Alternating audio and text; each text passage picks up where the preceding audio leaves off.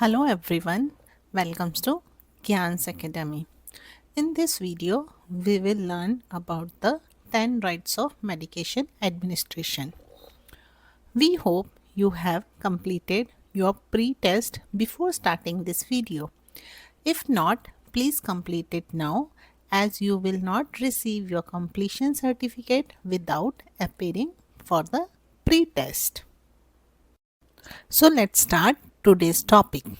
The purpose of rights of medication administration is to ensure the safe, effective and accurate delivery of medications to patient. These principles are fundamental in preventing medication errors, improving patient's outcome and maintaining high standard of healthcare practice. How many rights to remember? The number of rights of medication administration has evolved over time. Starting with foundational 5 rights, which includes the right patient, right medications, right dose, right route, right time. Over the years, additional rights has been added. Today we will cover the 10 rights of medication administration. As a nurse, it is crucial to adhere to these rights every time you administer medications. If something does not seem right or make sense, always take the time to investigate. Let's see first right, that's a right patient. Confirm you have a correct patient for the medication by using at least 2 patient identifiers, that is patient's first name and last name. Second identifier will be the patient's date of birth. For example, ask the patient to state their first and last name and date of birth and compare this information to the patient's identification band and medication administration record, that's a mark sheet. Second right is a right medication. Check the medication order and ensure the medication name on the order matches the name of the medication you are administering. Be thorough as the some medication have similar names and a quick glance might lead to an error. For example, azidazolamide, a diuretic versus acetohexamides is used to treat diabetes and lowers the blood glucose level. Additionally, confirm that medication is not expired or damaged and verify the patient's allergy during this step. Third right is a right dose. Ensure that dose ordered matches the doses in the prescription.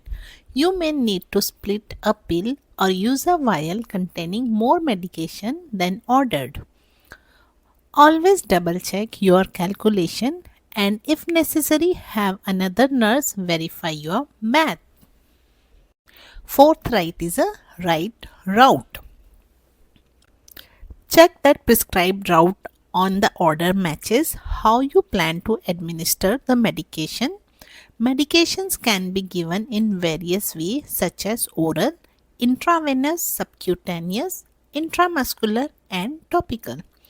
Ensure you have the right supplies for the prescribed route. For example, intravenous confirm IV access works by flushing it, administer the medication and flush the excess again afterward. Intramuscular, select the appropriate muscles and use the right size needles.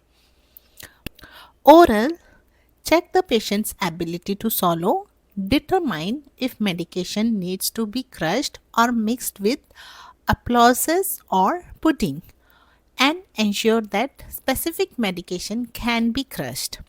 Topical, remove any previous dose and clean the skin before applying the new dose.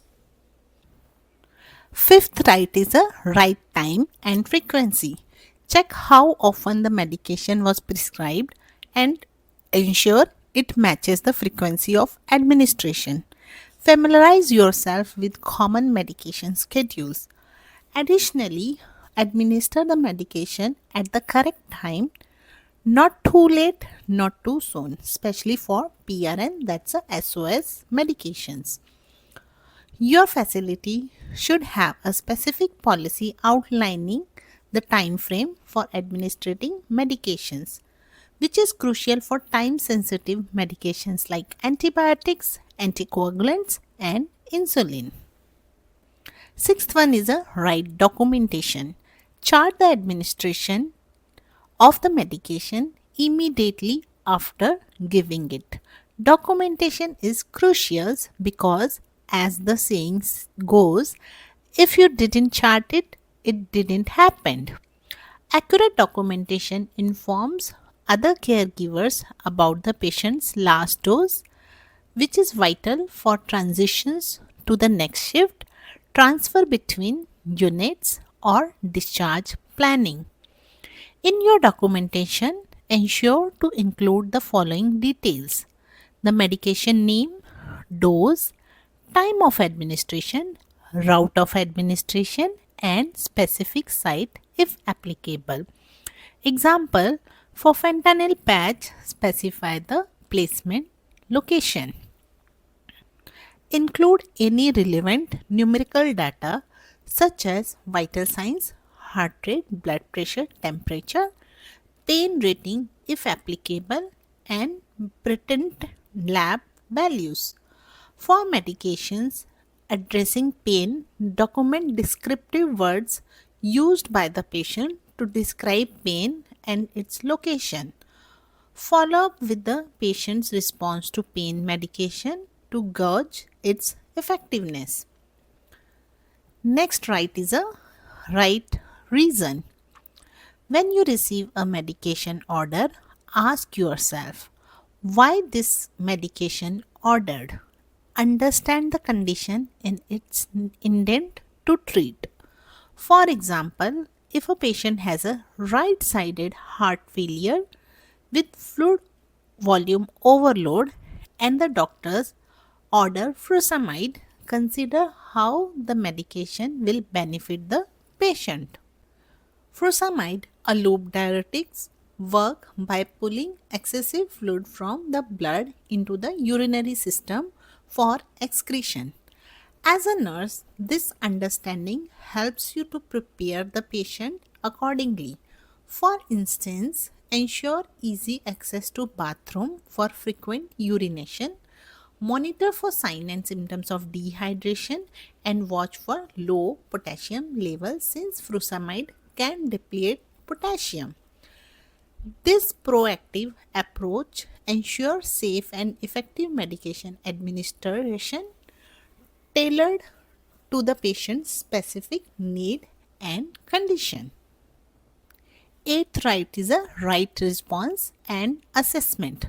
Before administering certain medications, collect important assessment data which includes vital signs. For example, check the heart rate before giving beta blockers. Lab values, for example, know the INR level before administering warfarin.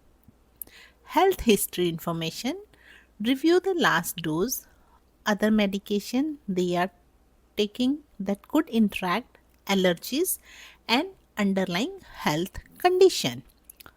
After administering the medications, assess if it is providing the intent effect and document your findings. For example, if your patient is experiencing uncontrolled atrial fibrillation and you receive an order to start dialysm drip, you need to evaluate its effectiveness. Dialysm should help control the heart rate and may convert the rhythms back to normal sinus rhythm. Regularly monitor the patient's rhythm, heart rate, and blood pressure to ensure the medication is working as expected. Document all assessments and any changes observed. Ninth right is a right education. When administering medications, inform the patient or their caregiver about the following: the name and purpose of medication, how often it should be taken, the correct dose, administration techniques such as for injections, expected versus abnormal side effects. It's important to involve the patient in their care so they understand how to take the medication correctly and what to monitor at home. This empowers them to manage their health effectively after discharge. 10th right is a right to refuse. Patients have the right to refuse medications. If a patient declines after you educate them on the reasons for the medications and assess their concern, document their refusal thoroughly.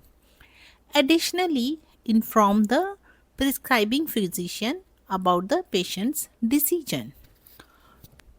To conclude, the rights of medication administration are crucial in preventing errors and ensuring patient safety. By strictly adhering to these principles, healthcare providers can minimize the risk of medication error, enhance the quality of care, and protect patient from potential harm. This systemic approach not only promotes accuracy but also reinforces a culture of safety and accountability in healthcare setting. Thank you for watching. Don't forget to complete the post training test and provide your feedback. Once you achieve 50% in your post test, you will receive a certificate of completion.